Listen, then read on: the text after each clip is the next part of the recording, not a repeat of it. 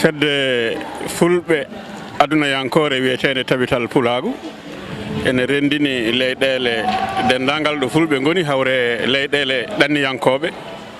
catal cakkitingal waɗede ngal tinmi ngal ganduɗa yimɓe mum hande ɓuuri yimɓe temedere ko catal tabital pulagu walla fedde fulɓe Australie wadde ko fedde mawde heddi moni fof ko ndu fiya umata e kadi moni fof feƴƴata koɗo tolniɗo tabital pulagu dari ko wotiɗinde pulagu fof andinde kadi tabital pulagu ene dari darde mawde ko ɓooyani ko deftere jangirte ko bandum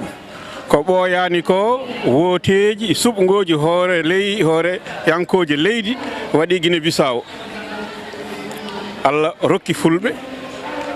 hay sinno o wonano candidat fulɓe saabu ko candidat ɓiɓe leydi Guinée Bissau o heeɓi laamu kanko Oumar Sissoko Embaló wona kanko jiɗmi haalde koɓe ɗum muusi biddi hen bindande woodi arabe ɓe winduɗo windande nde wiyete ko suudul fullan ila sulɗa bi garbi ifriqiya sawti ɗum e français woni la montée des pôles au pouvoir en Afrique de l'Ouest wonde fulɓe koye nani kefta laamuji Afrique hirnangue o yimi hen général Buhari o limi hen Alhaji Macky Sall o limi hen Adama Barrow o limi hen Oumar Sissoko Embaló o wi holɗi sabu holko addi fulɓe ene laamote wona kuddeta ko wotanteɓe o wi sababuji ɗi ko tati o wi sabu gadano o ko alɗuɓe mabɓe puɗɗima wallude politicien ji mabɓe o ƴetti yeeru Sénégal o wi Macky Sall walli ɗum ko biyeteɗo Harouna Dia hay so wona kañum goto o wi Guinée Conakry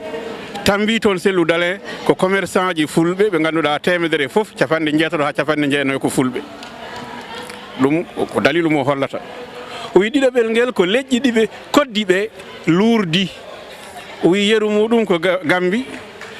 joolaɓe e mandinkoɓe luurdi luural ngal ganduɗa hay goto ɗaccanta goɗɗo o pullo waɗi hen profité woni Adama Barrow laamima o wi yeru goɗɗo o ko Guinée Bissau leƴƴi gonno toon ene lomtodira laamu pepeele en e balante en luurdi ha yettima e nokku fulɓe no keewi e leydi he mbaɗi profité keeɓi laamu o woni sababu ɗiɗaɓo o wi sababu tataɓo o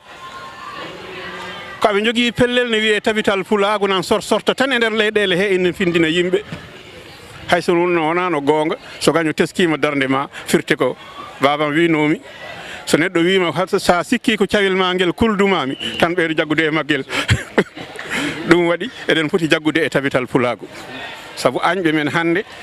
kala koyne fusa tabital pulagu ko hen daari saabu mbiyata ko darde tabital pulagu koko wurnata fulɓe hirnangue Afrique aduna he